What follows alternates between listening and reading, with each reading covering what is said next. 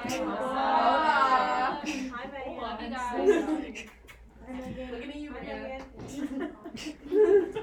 Hi, Megan. Hi, Megan. All right, so I moved the deadline for the lab to Tuesday at 3 p.m. So you have time to get together with me and talk with me about it if you have questions, because I know a lot of people did have questions. Your eyes are due on Wednesday, the eye workbook packet. I see some people have already turned it in. Yay, thank you. Okay, so eyes are due on Wednesday. The ears, and the ear is only 2 pages, so it's not very long. The ears are due on Friday, as well as the clinic and multiple choice. Quest on Friday over the eyes and ears. Okay. All good. All right. So let us conclude our talk about the eye today. We're going to take a look at, we've already talked about these external structures, the auxiliary structures. And we started to talk internal structures.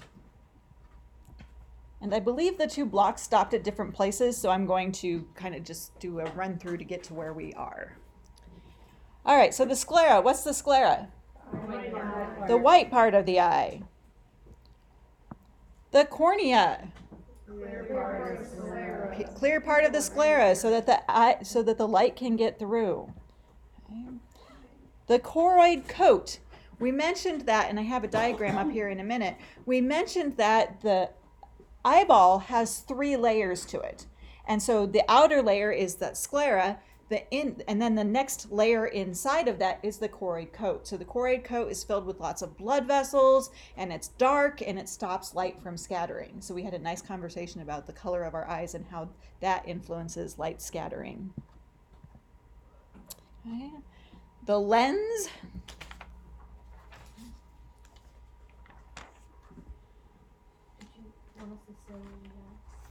Oh, sure. It focuses the light. Where's the chant? Where's the chant? So we'll take this apart, and this is actually what I have diagram on. What did we notice? What did we notice about the lens?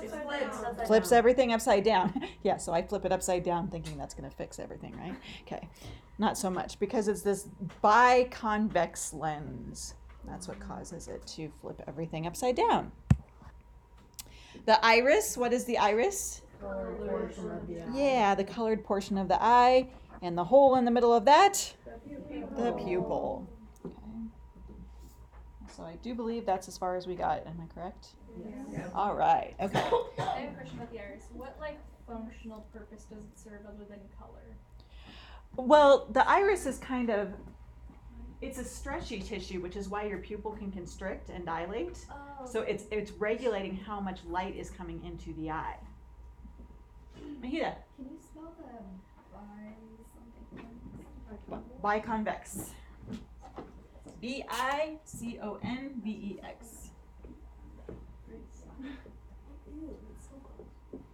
There we go.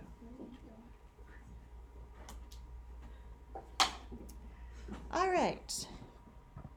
So the inner layer of the eye then, of those 3 layers that make up the eyeball, is the retina. And the retina is where the photoreceptors are found.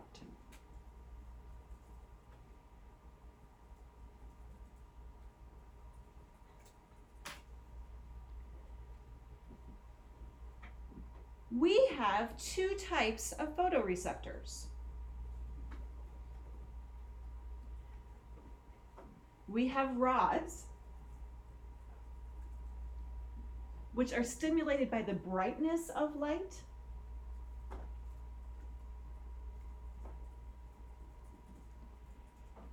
And we have cones,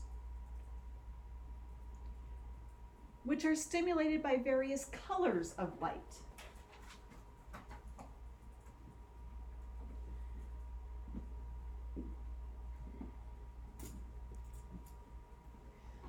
The primary colors of light are not the same as the primary colors of matter. The primary colors of light are red, green, and blue.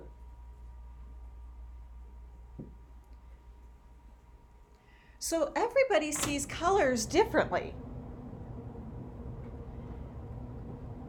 because of the number of each kind of cones that are in our eyes.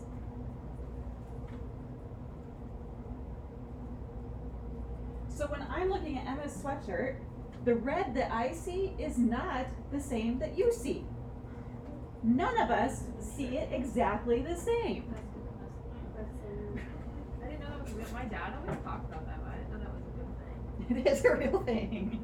It is a real thing. I've heard it, but I still don't get it. Like, that's so. Well, like my dad like didn't like he wasn't saying it like he like actually knew like he was just like what is like this We like do light like saying red first like lights I see how it It is. It really is a thing. Like my mom like You know how there are some of the some colors of like purples or blues that are so that some people will look at it and be like, oh, that's blue. Another person will say, no, it's not. It's purple. It's so close that depending on how your photoreceptors are arranged, how many you have. Is that how like some people see like a neon orange is like an orange, whereas some people see it's like a hot pink? Yes. Or like neon green being like yellow or green. Yes.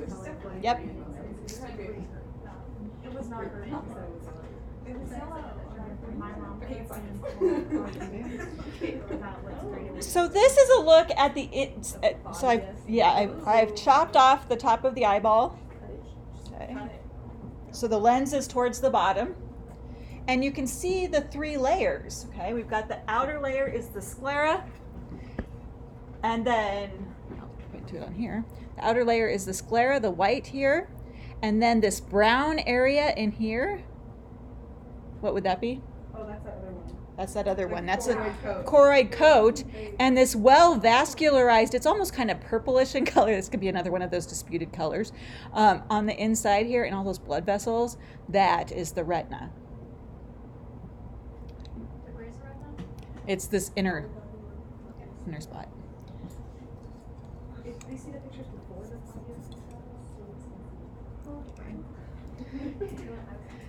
The fovea centralis is an area on the retina that contains, it's a little pit that contains only cones.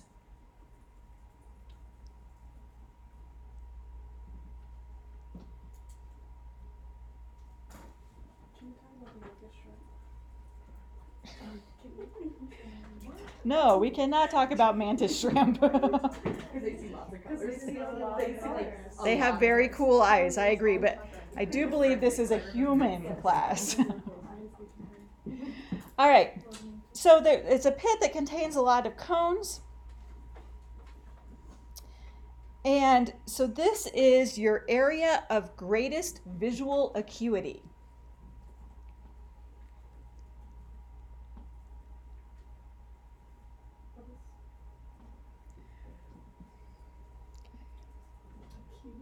Acuity. A-C-U-I-T-Y? Yes. A-C-U-I-T-Y? yeah. Okay, Sarah. I guess it. Okay. So basically where you can see the best when the light is focused on there. Okay. And now an interesting thing going back to talking about seeing colors is that your eyes don't detect the color. They don't determine what the color is. Your brain sorts the information that those photoreceptors pick up on.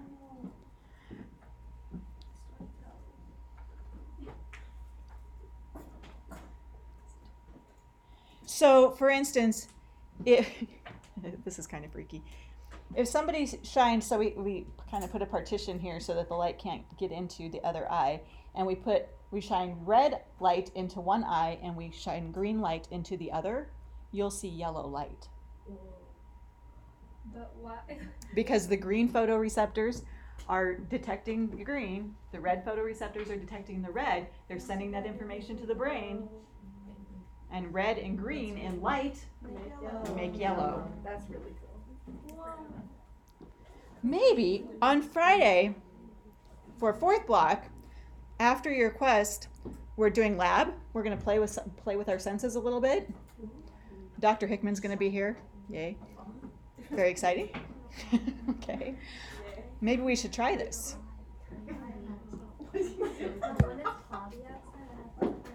What is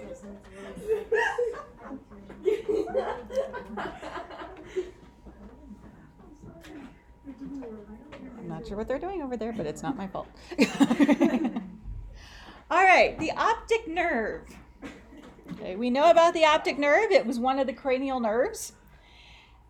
The optic nerve comes out of the back of the eyeball, so it takes all that information from those photoreceptors and brings it all together.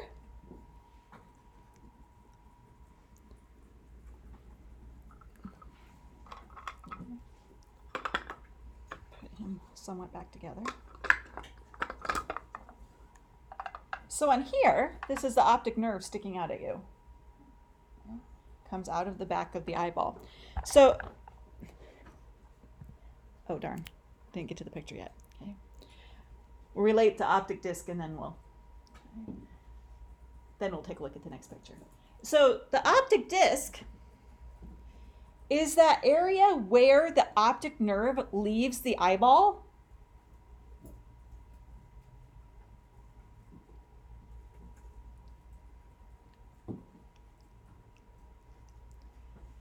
There are no photoreceptors here.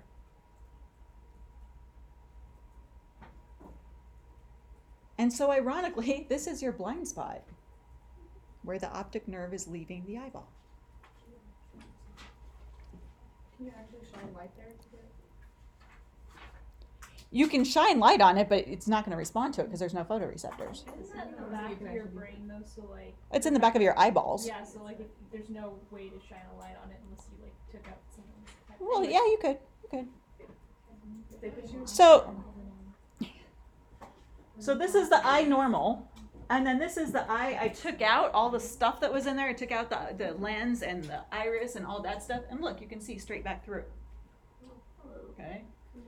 And so that where that hole is, that's where the optic nerve is leaving the eyeball, and there are no photoreceptors there.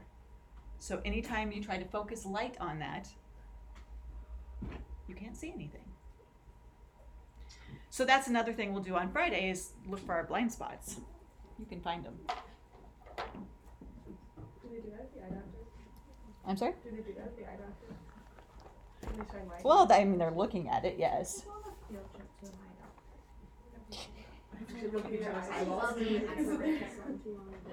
It's like the Creighton day roll. Now, notice that the eyeball pretty much keeps its shape, right? But it's hollow. I mean, if I take the stuff out of here, there is nothing in here. It's hollow. So how does it stay inflated? With the help of a couple of humors. Now remember that humors in terms of the body, are fluids.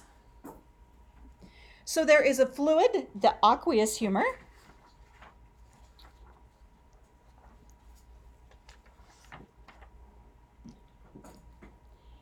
which is a clear watery fluid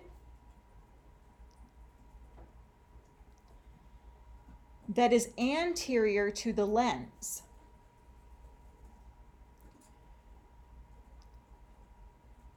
So it's between the lens and the cornea.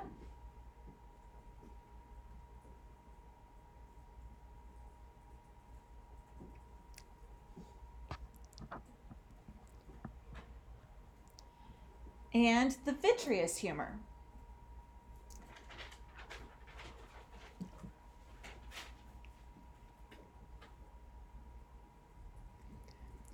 The vitreous humor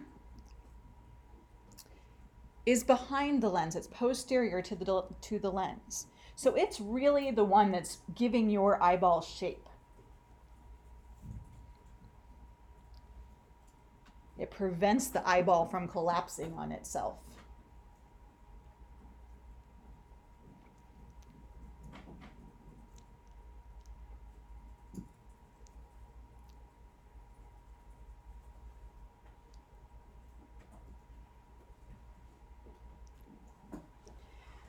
The aqueous humor is kind of similar to blood plasma.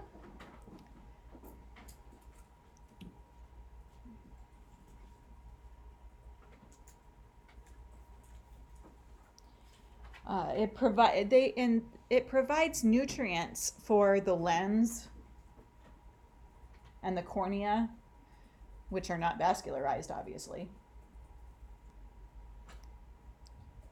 So it provides nutrients for them.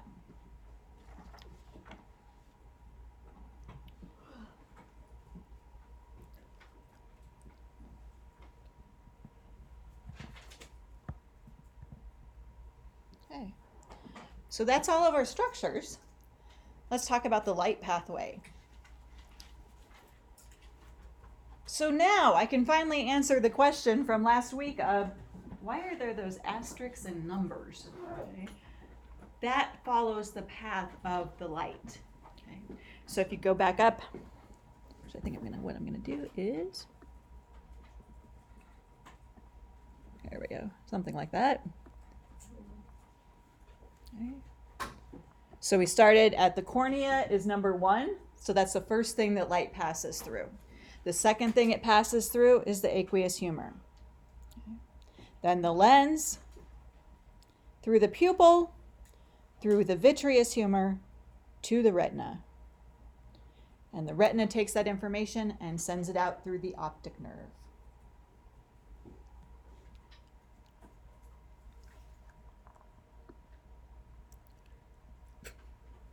That was a little scary.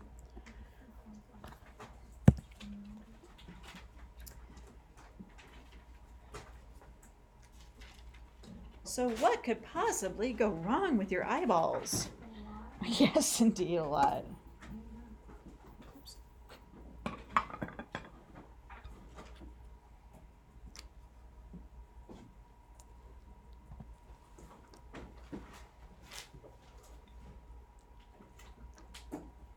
Conjunctivitis. I knew it was coming. Mahita. Okay, so just go back and put the numbers in. Yeah.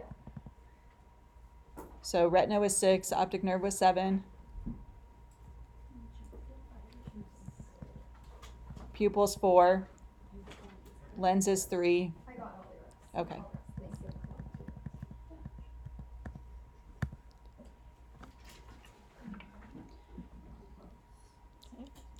Conjunctivitis is, remember, itis is inflammation. So this is inflammation of the conjunctiva.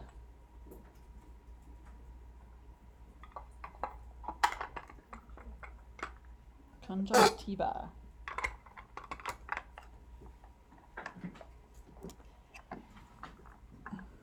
So the conjunctiva is the mucosa that lines your eyelids.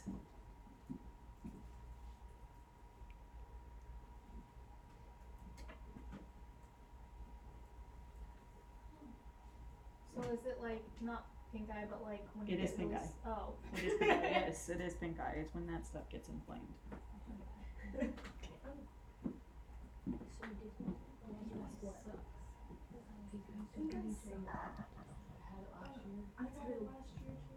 Your eye gets like, it was this big. It was like the worst week of my life. Well, at least you got it over with when you were young, and they'll all be better after that.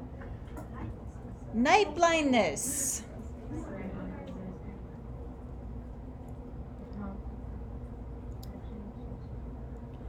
Night blindness is when there is something wrong with your rods.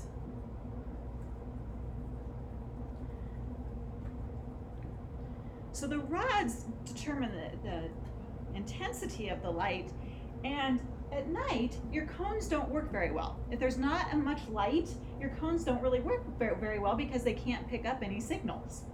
So you rely on your rods in dark situations. So if there's something wrong with your rods, you can't see well when it's dark.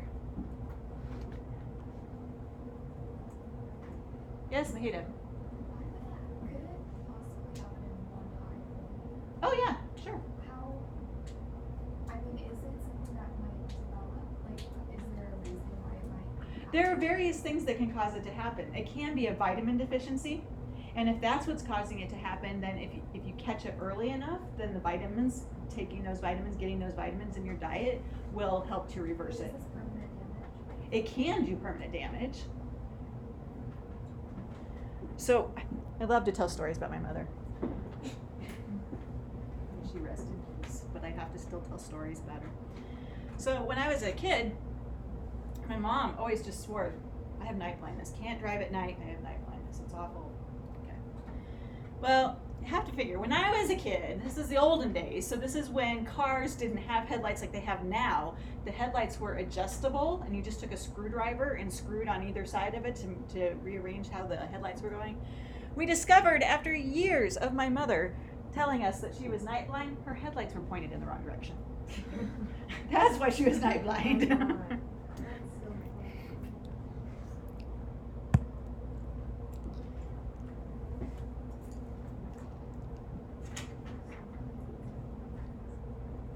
Yes, so eat your carrots. Vitamin A is important for avoiding night blindness.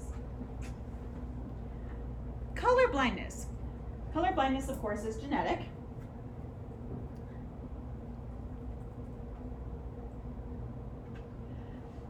And with color blindness, the person is missing one or more types of cones.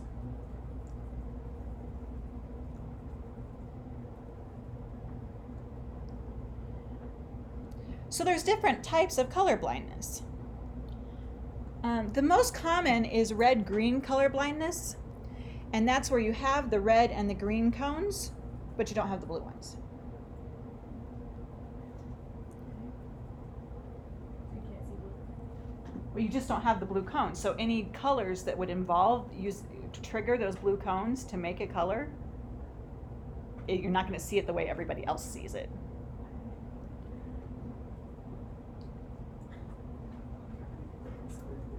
So as I said, it's genetic and it's carried on the X chromosome.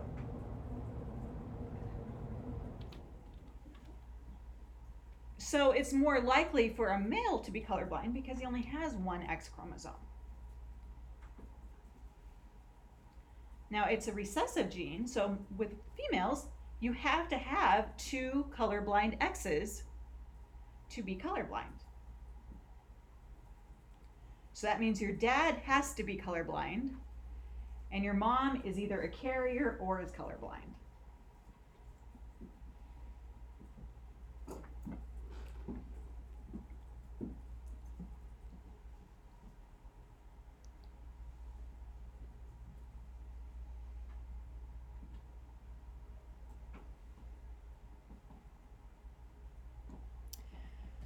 So most people are not completely colorblind because complete colorblindness would be that you're missing all of your cones. So all you can see, all you can detect is the intensity of light.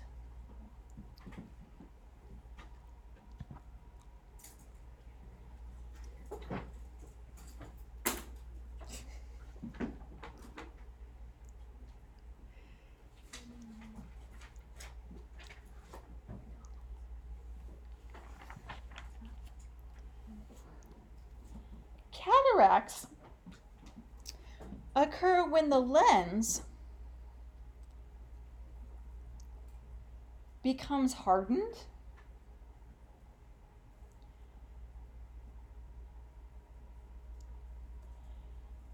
and so the lens is not going to be able to focus as easily because it's not as flexible as usual. Usually it's kind of like a hardened jelly. But if it gets harder and then it can't move to focus the light the same way. A lot of times with cataracts, and I know you've seen this before, they start to appear opaque. The lens starts to be opaque.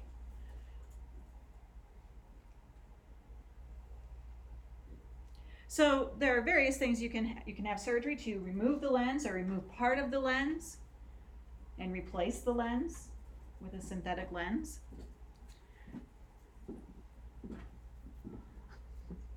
So could you kind of compare that to like when your contacts are dry? And Something like that, yeah. Something like that. So I can tell another family story with cataracts. So I had this great aunt, and she was actually one of the reasons why I ended up moving to Omaha. But anyway, she had cataracts really bad. And so she had cataract surgery. And when they did the surgery, they took pictures as they were doing the surgery.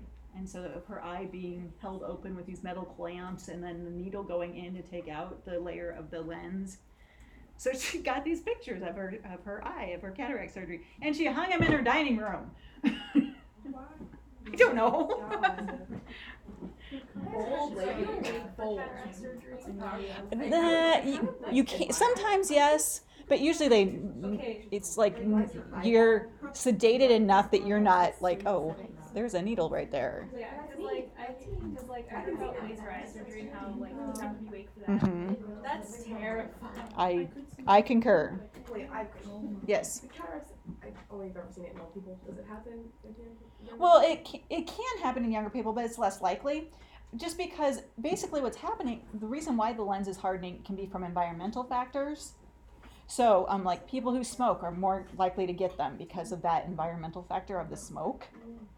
If you live in the city, you're more likely to get them, that kind of thing. So yeah, you're right. We usually only see them in older people, just because of age. One of the fun things that comes with age. But if you're exposed to sunlight a lot, that can cause it to happen. Intense sunlight, that can cause it to happen. There's something else I was thinking of. I just forgot what it was. Oh, diabetes. Oh. There's another one. One of type 2, does it matter? No. All right. Glaucoma. This same old eccentric great aunt also had glaucoma. But we didn't have pictures of that. Right?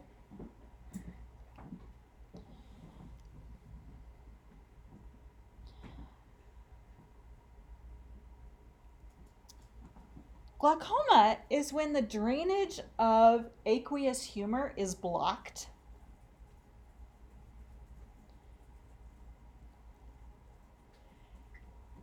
And the pressure on the retina increases because we have more fluid in there than usual. So there's more fluid in the same amount of space. So that's going to put extra pressure on the retina.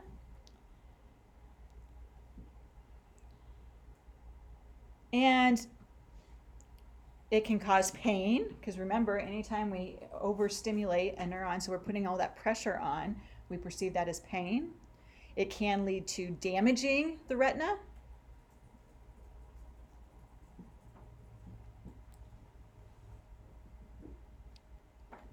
And damaging the optic nerve.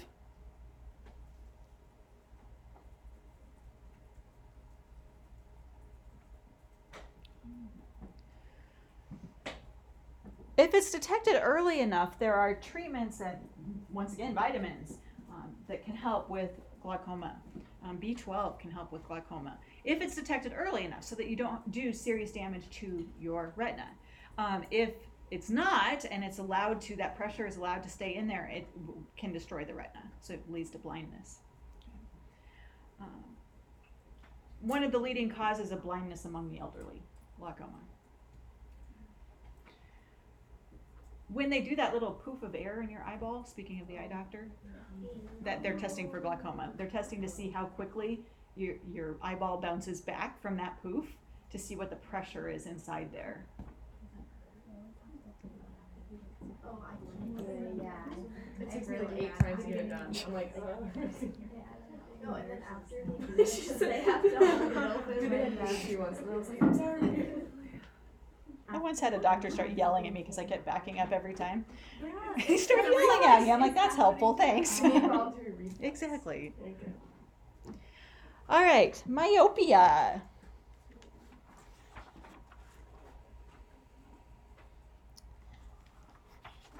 Myopia is the fancy term for being nearsighted. So you can see things up close, fine, but everything further away, not so much. And what's happening in a patient with myopia is that their eyeball is actually longer than normal. Okay. Oh, wait. So it's like So I know 8 o'clock can't see this, but too bad. You're just gonna have to suffer. I forgot when my recordings were done. Okay. So this would be a normal eye. So it's relatively round. And when the light comes in, the light focuses. So the light comes in and it focuses on the retina. In a myopic eye, the eye is actually longer than normal. And so I'm going to make this quite exaggerated.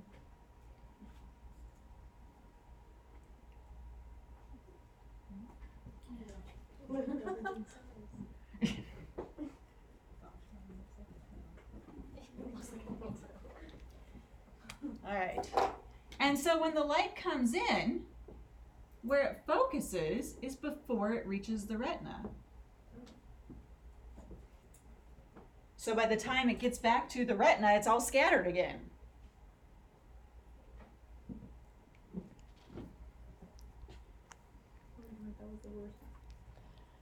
Wait, so how do glasses help then? A concave lens will help with this type of, the way it basically takes the rays and makes them so that they do focus on the retina instead of focusing before. Yes, exactly. Like a straight line back to the Right, eyeball. exactly. Hyperopia.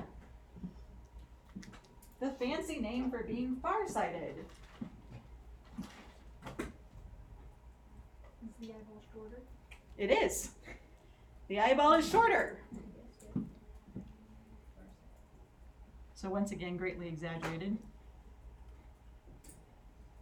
Wow, that's really bad.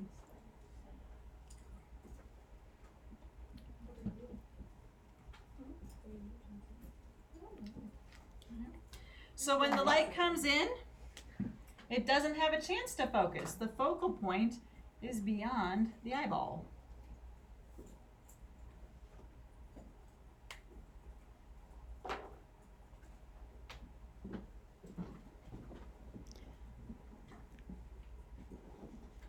This can be helped with a concave lens.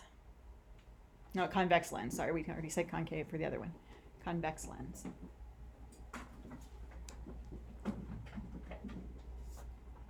What type of lens? Convex for this one, concave for myopia.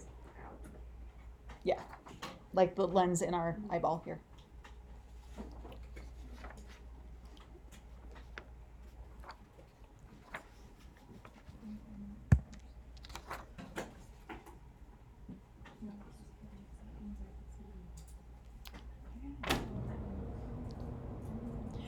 Astigmatism.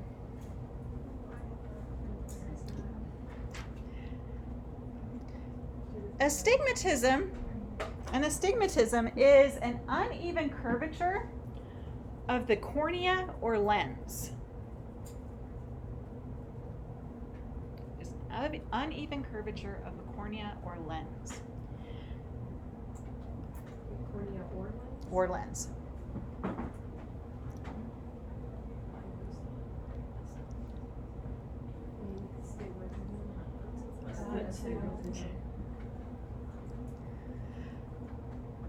So what's happening here is usually the light comes in as like points to the retina, but because it's coming in at odd angles because of the uneven curvature, it instead of coming in at points, it comes in lines, and that skews our vision.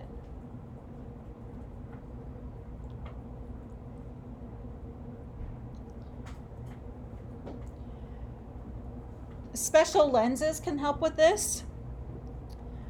I know once upon a time they used to, they probably still do, hard contacts. If it's the cornea that's misshapen, hard contacts can remold your cornea. Yeah, don't people, my cousin has hard contacts when she sleeps in and then she can see all day. It's so weird. What is that?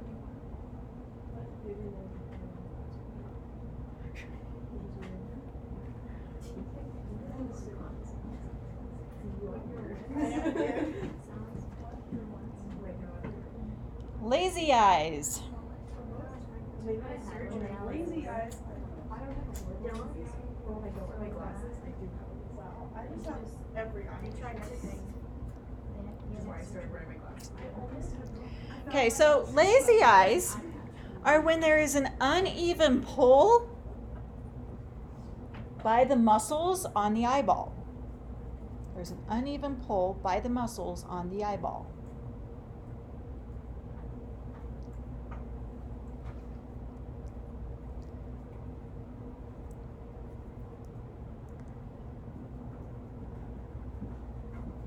So depending on the severity, one of the first things they usually try to do is they'll cover up the good eye.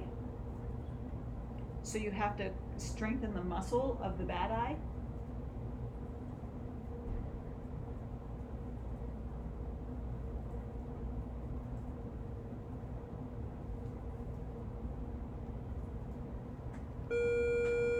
Glasses can sometimes help. And then as Cassidy just mentioned, surgery is a last resort.